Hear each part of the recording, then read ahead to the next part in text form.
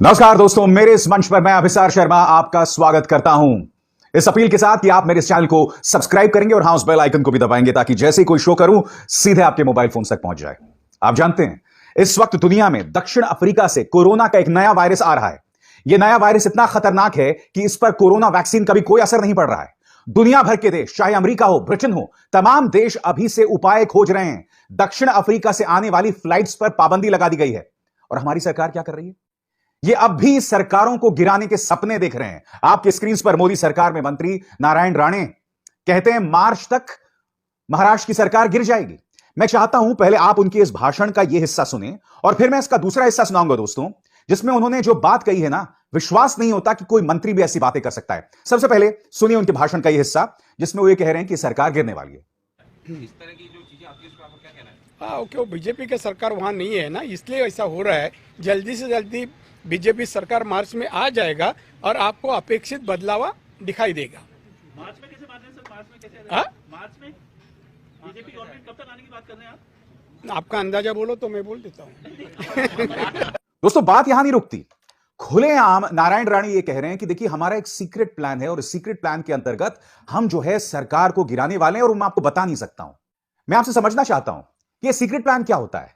क्या विधायकों की खरीद फरोख्त होगी? बिल्कुल उस तरह से जैसे कि आपने मध्य प्रदेश में किया था, या फिर कर्नाटक में जिस तरह से रिकॉर्डिंग सामने उभर कर आई थी जिसमें former chief minister BS Yediyurappa phone पर बोल रहे थे कि इतने करोड़ रुपए पहुंचा दिए जाएंगे। क्या महाराष्ट्र के अंदर भी वही खेला होने वाला है? सुनिए दोस्तों, आपको विश्वास नहीं होगा कि एक मंत्री इस तरह की बातें कर सकता है। सुनिए। बेहतर मगर जो कुछ बात मेरे अंदर की है वो बाहर अभी नहीं निकालना चाहता है। सरकार गिराना होता है या नहीं, नया सरकार बनाना होता है तो कुछ बात सीक्रेट रखनी पड़ती है। और ये ऐसे जगह इस हम बोल देवे तो फिर और एक आधा महीना बढ़ जाए। ये जो बात नारायण राणे कह रहे हैं अक्षम्य है, नाकाबिले माफी है और मैं आपको आगे जाके बताने वाला हूं कि देश किस तरह के संकट का सामना कर रहा है और पहली दोनों लहरों में देश में जो इतनी विकराल स्थिति पैदा हुई उसके लिए बीजेपी किस तरह से जिम्मेदार थी। मैं आपको बतलाना चाहूंगा दोस्तों, नवाब मलिक ने पलटवार किया है। नवाब मलिक ने कहा है कि इनको सपने देखने की आदत है, हर नेता इनका सपना देखता रहा और ये सपना कभी पूरा नहीं होगा। सुनिए क्या कह रहे हैं। महाराष्ट्र में सरकार बनने के बाद देवेंद्र फडणवीस जी ये भविष्यवाणी करते रहे कि महीने में, 2 महीने में, 4 महीने में सरकार गिर जाएगी। सरकार गिर नहीं रही है। उसके बाद फिर ये जिम्मेदारी चंद्रकांत पाटिल जी ने ली। सपने से उठते थे और कल गिरेगी, परसों गिरेगी सरकार, ये घोषणा कर देते थे। अब नई जिम्मेदारी राणे साहब को दी गई है। 23 साल पहले वो महाराष्ट्र के मुख्यमंत्री थे। मुख्यमंत्री पद हासिल करने के लिए वे कांग्रेस में गए,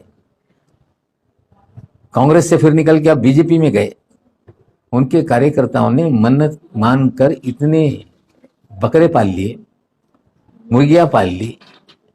उन अंडों से लाखों की तादाद में मुर्गियां हो गई हैं, लेकिन बकरे और मुर्गियां पाल लेने से, मन्नत रख लेने से सरकारें नहीं गिरती, नहीं बनती। नवाब मलिक ने अपना हमला जारी रखा। नवाब मलिक कहते हैं कि सरकारें ऐसे नहीं गिराई जाती हैं, सरकारें चलेंगी और उनका यह भी दावा है कि यह गठबंधन 25 साल तक चलेगा। नवाब मलिक, हमारी सरकार 5 साल पूरा करेगी और मुख्यमंत्री महोदय ने पहले ही कहा था कि हमने ये जो गठबंधन बनाया है ये 5 साल के लिए, 25 साल के लिए है। महाराष्ट्र की जनता हमारे साथ है, हम 25 साल पूरा करेंगे।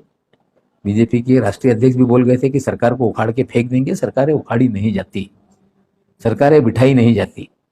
सरकारें जनता जिन्हें चुनती है बहुमत के आधार पर बनाई जाती है। बहुमत हमारे साथ है। न हमारे विधायक बिकेंगे न डरेंगे।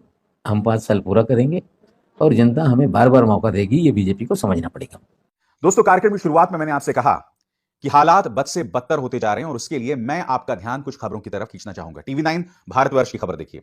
बढ़ा कोरोना के नए वेरिएंट का खौफ, अब अमेरिका ने साउथ अफ्रीका समेत 8 देशों पर लगाया ट्रैवल बैन। यह देश पहले ही रास्ते बंद कर चुका है। एबीपी न्यूज की खबर देखिए। न्यूयॉर्क में corona out of control, governor ने घोषित किया डिजास्टर इमरजेंसी। हालात दोस्तों बद से बदतर होते जा रहे हैं। आपके सामने ये हैं ब्रिटेन के स्वास्थ्य मंत्री साजिद जाविद कह रहे हैं कि ब्रिटेन ने तमाम दक्षिण अफ्रीकी देशों से जो फ्लाइट्स हैं उसे बंद कर दिए हैं। क्यों? क्योंकि कोरोना का एक नया वायरस वो सामने आया है जिसका नाम है B11529 और ये जो वायरस है दोस्तों, उस पर वैक्सीन का कोई असर नहीं पड़ रहा है। मैं फिर आपसे समझना चाहता हूं कि मोदी सरकार की प्राथमिकता क्या होनी चाहिए। ऐसा नहीं है कि वो बयान किसी छुटभइये नेता ने कहा। यह बयान महाराष्ट्र में उस शख्स ने कहा जो एक जमाने में मुख्यमंत्री हुआ करता था।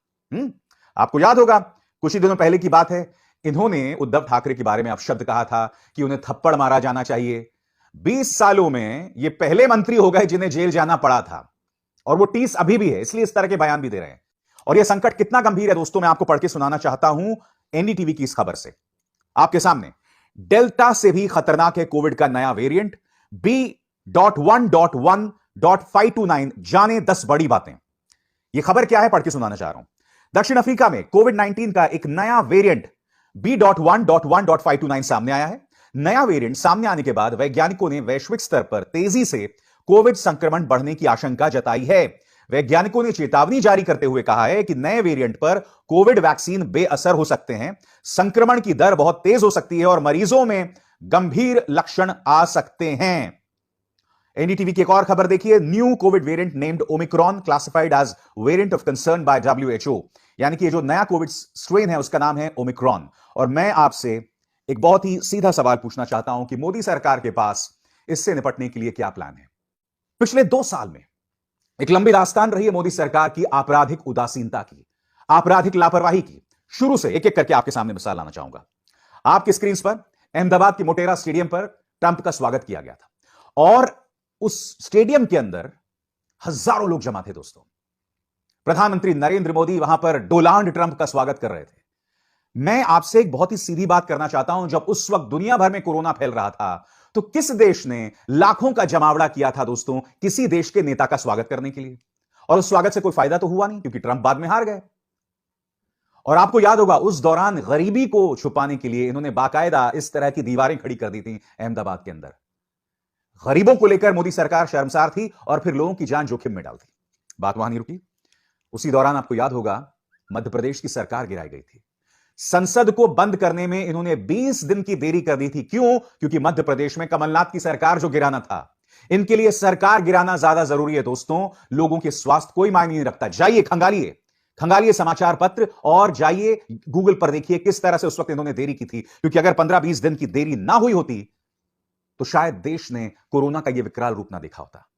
उसके बाद क्या हुआ था? मुश्किल से 4 या 5 घंटे की नोटिस पर लॉकडाउन की घोषणा कर दी गई थी। ये लंबी लंबी कतारें देखी गई थी मजदूरों की। कई मजदूर सड़क पर मर गए थे। कई मजदूरों को पैदल जाना पड़ा था दिल्ली से लेकर बिहार तक। यह आपराधिक उदासीनता के लिए कौन जिम्मेदार है? फिर मैं नहीं भूला हूं दोस्तों किस तरह से रेल पटरी पर 12 मजदूर जो हैं वो मर कट गए थे। उस आपराधिक लापरवाही का कौन जिम्मेदार है बताइए? और फिर जब हम सब जानते हैं कि फरवरी-मार्च 2020 में हमने कोरोना को एक महामारी घोषित कर दिया था, तब इन्होंने ऑक्सीजन टेंडर जारी करने में 8 महीने लगा दिए थे। 8 महीने दोस्तों। और फिर आपको याद है दोस्तों जब दूसरी लहर आई थी उस दौरान क्या हुआ था?